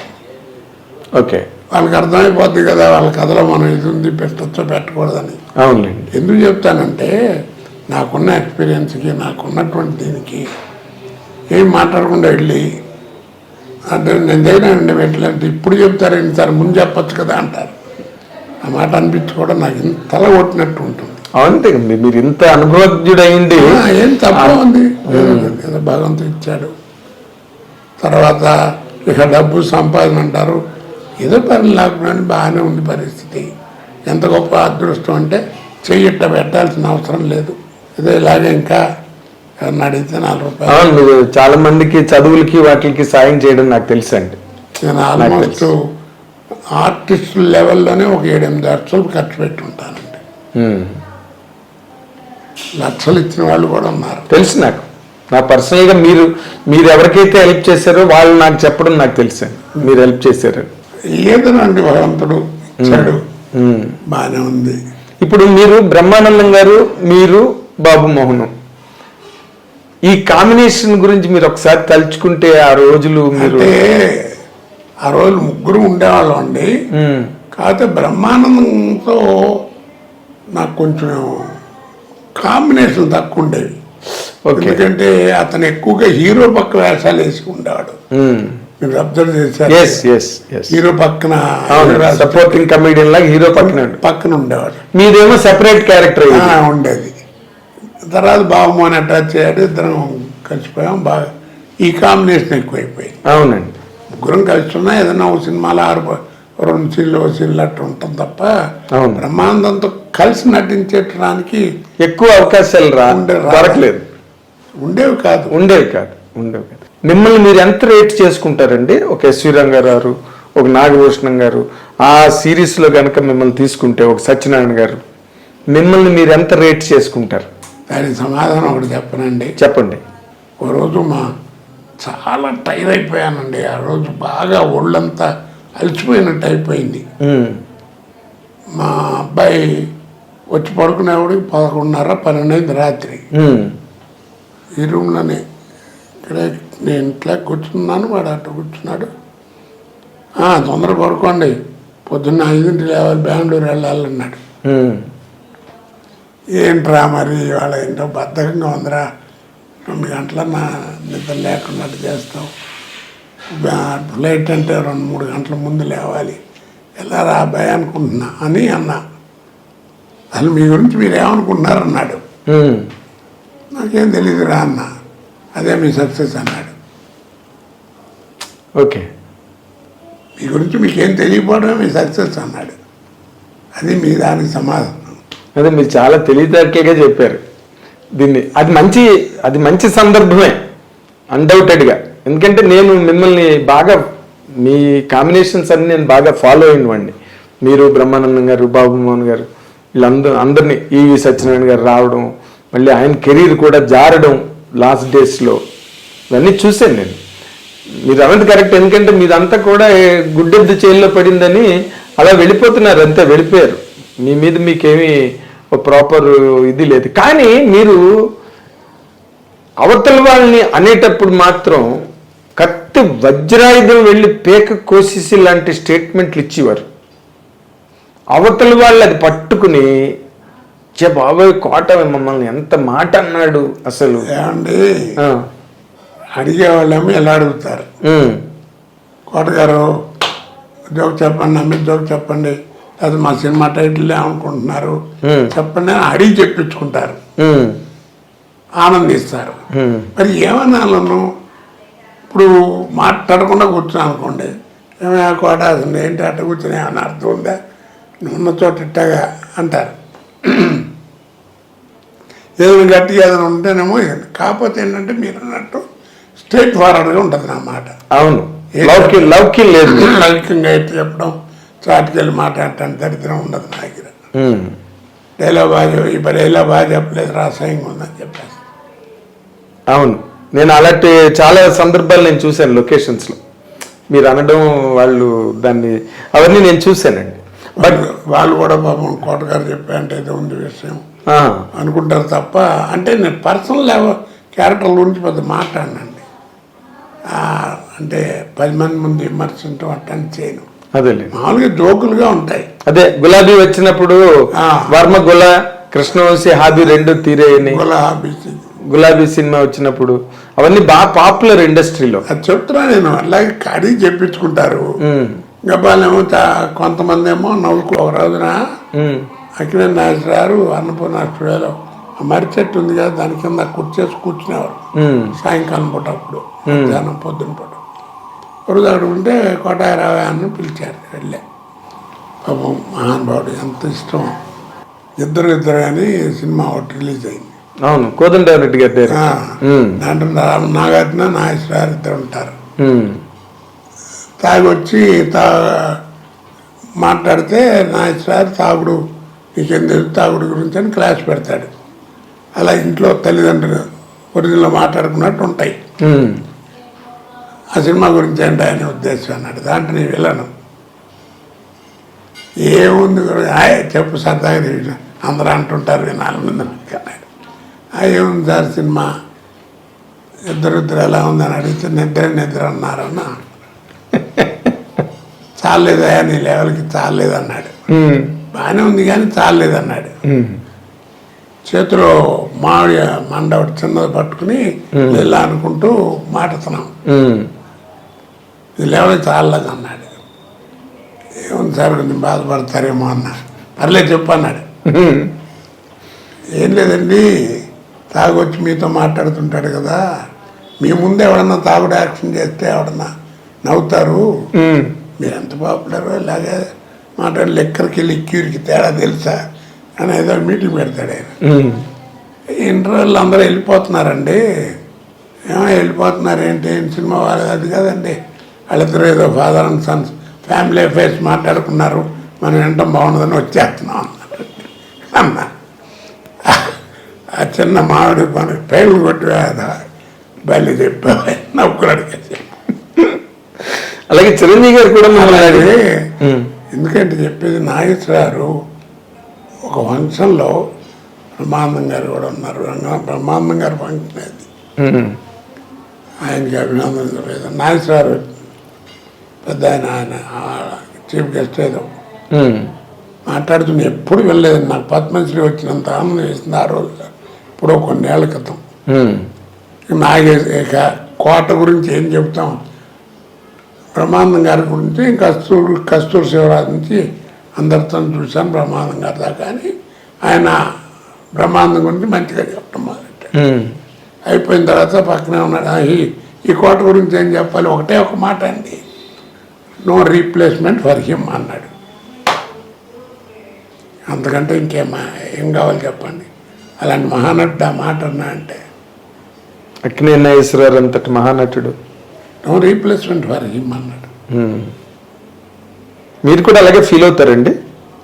నేను చెప్పాను కదండి, మీకు తెలియదు మీ గురించి. యథార్థమే, భగవంతుడు సాక్షిగా అండి. ఇంతకంటే ఇక అబద్ధం ఆడినా కానీ పాపమే అది. అదేలేండి. నేను ఎప్పుడు వాళ్ళ క్యారెక్టర్ బాగుందని 10 మంది చెప్తే, ఓహో అక్కడ అన్నీ ఎప్పుడు చూసినప్పుడు సీన్ బాగా చేశానే అని అనుకుంటాను తప్ప, నా అంత నటుడు లేడు, లేకపోతే నేను గొప్ప నటుండి చస్తే మీరు నమ్మండి నా మనసులోకి రాదు అది. అదేలేండి. అదే అందుకే మీరు ఇంత కెరీర్ ఇంతకాలం కొనసాగి ఏదైనా అనండి మీరు నిజం చెప్పాను. అదే ఆ తర్వాత మిమ్మల్ని చిరంజీవి గారు కూడా అడిగారు కదా, ఏదో నా మీద ఏదో జోక్ వేసావంటే చెప్పు నువ్వు అని. ఆయన మీద ఏం జోక్ స్టోర్పురం పోలీస్ స్టేషన్ మీద. అదే 2 వరస్టపురం పోలీస్ స్టేషన్ అన్నాను. అది కేఎస్ రామారావుతోనే అన్నాను. ఆయన కూడా దాకా ఇద్దరు ఉన్నాను విన్నారు.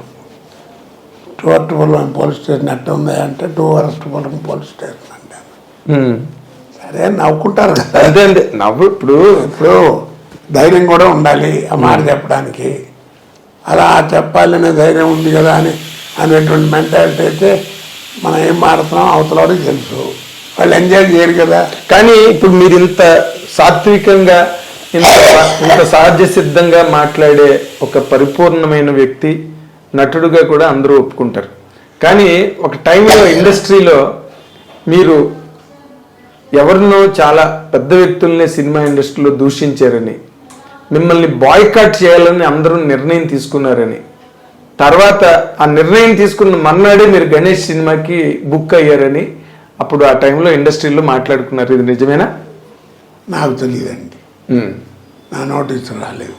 ఓకే, యథార్థంగా రాలేదు. ఎందుకు అనుకుంటారండి ఆర్టిస్ట్ కనపడుతుంటే? మీరు మంచి ఆర్టిస్టు, మీరు చేస్తేనే బాగుంటుంది అనుకుంటే రామారావు ఇప్పుడు రావు గోపాలరావును రామలింగ గారు అలవాట్లు తెలియవా? వాళ్ళు ఎంత జాగ్రత్తగా రాఘవేంద్ర గారు వాడేవారు షూటింగ్లో, ఏమంటారు? అవును. మరి శాటిలైట్ చేస్తే 3 పోద్ది. అలాగా ఎందుకు లేప అనుకున్నట్టు అదేలేండి అవసరం ఉండొచ్చు. ఇప్పుడు తర్వాత ఏమో నా బిహేవియర్ అలా ఉందేమో, ఏం చెప్పగలను. అదే అప్పుడు బాగా చాలా హాట్ టాపిక్ నడిచింది. చాలా విన్నానండి నేను నా గురించి. ఏమిటి విన్నారు ఒక్కటి చెప్పండి. అతి వరస్ట్. ఇందాక మీరు అన్నట్టుగా బాగా తాగుతాడు, బాగా తిరుగుతాడు, అదే ఉందిలేండి కామన్ సినిమా యాక్టర్స్ కి ఊరికే కూడా అంటారు మాటలు, కానీ అది పెద్ద నాకు అంతకంటే నా మీద ఓకే ఏదో ఉన్నమాట మొహం మీద మాడతాడు, వెనక ముందు చూసుకోడు, ఆయన చెప్పదలుచుకుని చెప్తాడు, ఇవే తప్ప. అదేలేండి. అయితే మీరు ఒక స్టేట్ బ్యాంక్ ఎంప్లాయీగా కనుక ఉంటే మీరు ఇంత సంపాదించలేకపోయేవారు, ఇంత పేరు ప్రతిష్టలు వచ్చేవి కావు. మీరు రెమ్యూనరేషన్ విషయంలో ఎప్పుడైనా ఇండస్ట్రీలో డిమాండ్ చేయడం, దానివల్ల అవతల వాళ్ళు ఇబ్బంది పడడం అలాంటివి ఏమైనా జరిగాయండి? మీరు ఎప్పుడన్నా విన్నారా? అసలు వినలేదు కాబట్టి అడిగాను. అడగలేదు కాబట్టి మీరు అడిగారు నన్ను. ఎప్పుడు డబ్బు ఇస్తే కానీ డబ్బింగ్ చెప్తాను, నాకు ఇంత ఇస్తే కానీ చేయను చెప్పమని నన్ను ఎవరన్నా. సమ్మర్ వచ్చినప్పుడు మా ఆవిడ కరెంట్ లేకపోతే 4 చెక్కులు తీసి చేతికి ఇచ్చేది, విసురుకోండి బౌన్స్ అని చెక్కులు. చెప్తున్నా ఇవన్నీ నాకు ఇప్పుడు కనుక తలుచుకుంటే ఆ రోజుల్లో ఉన్న మనీ వాల్యూకి కనీసం నాకు ఒక 30 lakhs దాకా రావాల్సి ఉంటుందండి ఆ రోజు డినామినేషన్ వాల్యూ ప్రకారం. అంటే ఇప్పుడు ఎంత అండి? ఏమో ఎంత ఉంటుందో, 3 crores ఉండొచ్చు. 10 రెట్లనే ఎక్కువ ఉంటుంది. బాగా చాలా మంది అండి. సార్ మీ కెరీర్లో ఒక 3 కోట్లు నష్టపోయారు అనమాట మీరు. ఏమండి అది పట్టించుకోలేదు కాబట్టి భగవంతుడు ఈ లైఫ్ ఇచ్చాడేమో. అదేలేండి. అయితే ఓకే, మీరు 30 లక్షలు చెక్కులు ఇచ్చి విసురుకోమని చెప్పేవారు ఆవిడని అన్నారు. కానీ మీరు బాగా సక్సెస్ అయ్యి ఆర్థికంగా బాగా నిలదొక్కున్న తర్వాత మీ జీవితంలో మీరు ఫేస్ చేసిన సందర్భాలు తలుచుకుంటే ఏమనిపిస్తుంది సార్? అది నాకేదో కష్టం వచ్చింది అనుకోండి, బాధపడతా. అరే ఇంతమందికి సహాయం చేసాం, ఇంత చేసాం, భగవంతుడు ఎందుకు నన్ను ఇబ్బంది పెడుతున్నాడు, ఏం తప్పు చేయలేదే, నేను చెడిపోయిన వాళ్ళతో తిరిగానేమో కానీ నేను ఎవరిని చెడగొట్టలేదు అనే తత్వం నాది. నా బిహేవియర్ కూడా అలాగే ఉంటుంది. ఎంతమందికి నా ఫ్యామిలీ లైఫ్లో కానీ నా ఫ్యామిలీ మెంబర్స్కి కానీ ఇన్ని ల్యాక్స్ ఆఫ్ రూపీస్ ఖర్చు పెట్టాను. అది అంటే భగవంతుడు ఇవ్వబట్టి మనం ఖర్చు పెట్టామనుకో, ఖర్చు పెట్టాలని మనసు ఉండాలిగా. ఇచ్చినంత మాత్రం ఖర్చు పెట్టాలని లేదు కదా. చెప్తున్నా నేను అలాగా జీవితం అంటుంటే ఫ్రెండ్ ఒకరు వచ్చి టెన్షన్గా ఉందిరా జీవితం అంటే ఏమిటో అని, అంటే జీవితం అంటూనే టెన్షన్ పడతా ఎందుకురా అన్న. అదేంటన్నాడు, దాంట్లోనే అర్థం ఉందన్న, జీవితం అనే పదంలోనే అర్థం కూడా ఉందన్న. అదేంటన్నాడు, రాయి తెలుస్తుందన్న. రాశాడు జీవితం అని, చివరికి ఏముందన్న, 0 ఉందన్నాడు. అదేరా జీవితం, పిచ్చి ఉన్నాడు జీవితం నాడు చివరికి శూన్యం. పెద్దలు మహానుభావులు పోతే పూర్ణం అంటారు, నాలంటే ఆ ప్రభుడు పోతే 0 అంటారు. తేడా. లైఫ్ చివరికి అందరం చేతులు కడుక్కుని పోవాల్సిందే. అంటే ఇప్పుడు మళ్ళీ మీరే అంత బాధ్యతగా మీరే అన్ని చూసుకోవలసి వస్తుంది, మీరే దగ్గరుండి అన్ని చేసుకోవాల్సి వస్తుంది కదా ఈ ఏజ్లో, ఈ హెల్త్ కండిషన్స్లో. ఏంటి ఈ పదవి నార్మల్గా ఇంటి వ్యవహారాలు అవి నేనేం పెద్ద చూసేది లేని, పిల్లలు పెద్దవాళ్ళు అయ్యారు, వాళ్ళు చదువుకుంటున్నారు. నా అదృష్టం బాగుండి మంచి కోడలు. ఈ కోడల గురించి నేను చెప్పాలంటే అంతకంటే మంచి మాట లేదు. మంచి కోడలు దొరికింది, నాకు ఏ ప్రాబ్లం లేదు, చక్కగా చదువుకుంది. పిల్లలు మెరిటోరియస్గా చదువుతారు. దానికి కారణం నాకేమీ తెలియదు, నేను కానీ మా ఆవిడ కానీ కాదు, అంతా అమ్మాయే. చక్కగా పిల్లల్ని చదివించుకోవడం చేయటం అన్నీ అదొక అదృష్టం. లేకపోతే ఇదంతా ఎట్లా ఉంటుంది కదా మరి. సో ఆవిడ సముద్రాలు అన్నీ జాగ్రత్తగా ప్లాన్ చేసుకుని ప్లానే ఉంది. బయటికి ఏం ఊరికి ఎక్కడ పడితే అక్కడికి మాట్లాడటం చేయటం ఉండదు. అవును, తన పని తను దాన్ని ఏదన్నా నాకు తెలియదు, అడుగుతాను, అమ్మాయి చూడాలి, చూస్తారు, చెప్తారు, అయిపోద్ది. తర్వాత ఈ మధ్య రోజుల్లో మీరు పవన్ కళ్యాణ్ గారిని ఏదో అన్నారని చాలా పెద్ద దుమారం లేచింది. ఏమండి, అయితే మీరు చిరంజీవి గారి ఫ్యామిలీకి చాలా దగ్గర మనిషి, అసలు ఎందుకంటాను, నాకేం పని ఉంది, మరి ఎందుకు వచ్చిందంటారు?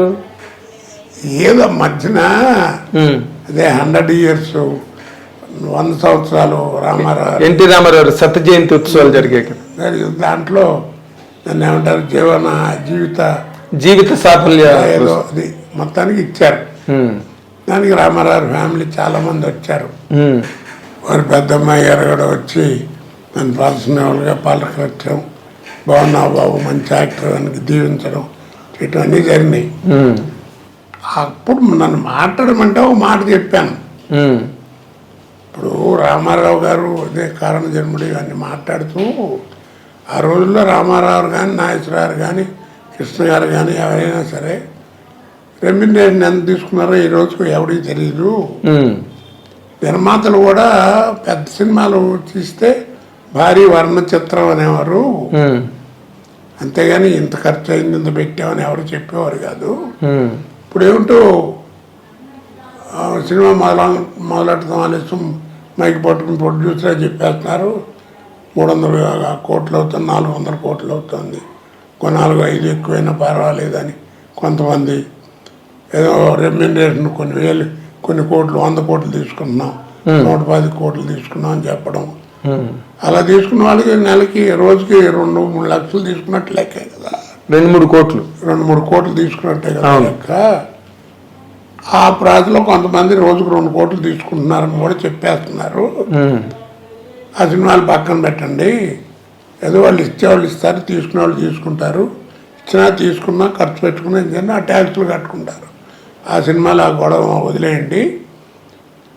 కామన్గా నేను సలహా చెప్తున్నాను, అని మా అసోసియేషన్ వారందరికీ కూడా నోట్ చేసుకోండి.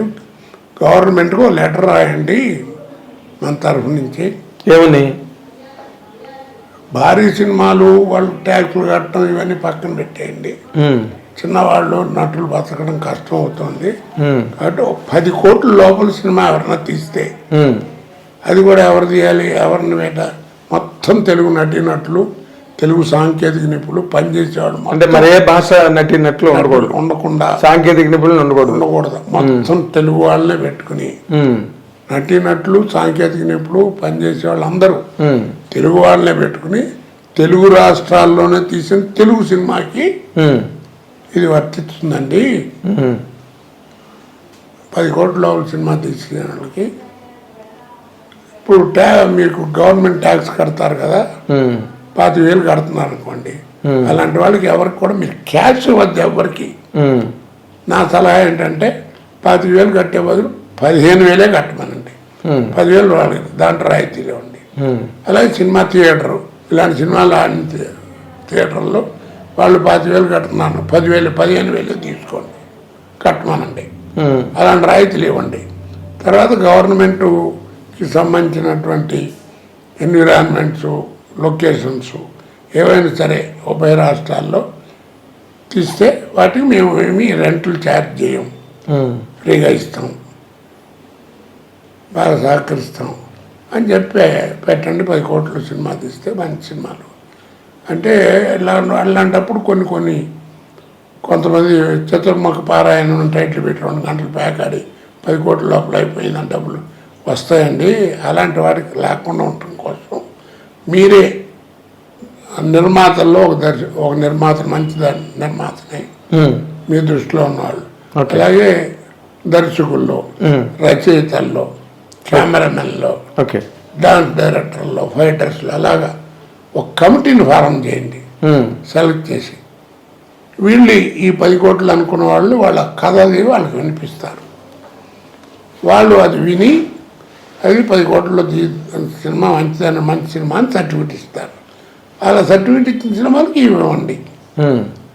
దానివల్ల ఏమవుతుంది, పెద్ద సినిమాల ద్వారా వాళ్ళు పడ్డా చిన్న సినిమాలు వాళ్ళు మనకి పూర్వం అదే 24 ప్రింట్లు ఆంధ్రప్రదేశ్ లో 18% ట్యాక్స్ ఉండేది. తర్వాత ఏంటంటే వాళ్ళకి ఏదో రాయితీ 3 లక్షలు ఏదో రెమ్యూని ఏదో ఇచ్చేవారు. అవునండి. అవి కొంచెం కాంట్రవర్సీలు వచ్చి గొడవల వల్ల గొడవ ఆగిపోయింది. అలా అందుకని నా ఉద్దేశం ఏంటంటే ఇది కూడా చెప్పాను, ఇలా ఉన్నాయి అలాంటిది లేకుండా క్యాష్ ఏమి ఇవ్వద్దు. వాళ్ళు సర్టిఫికేట్ దానివల్ల ఏమవుతుందంటే చిన్న సినిమాలు 25-30 రిలీజ్ అవుతాయి. సినిమా వస్తుంది. పెద్ద సినిమాలు ఆ దాంట్లో వేషాలు వస్తే కూడా వేసుకుంటారు. ముందు మామూలుగా కాస్త వేషాలు లేక ఇబ్బంది పడే మూవీ ఆర్టిస్టుల మెంబర్లలో వాళ్ళకి నెల అయ్యేటప్పుడు 10-12 రోజులు పని దొరుకుతుంది.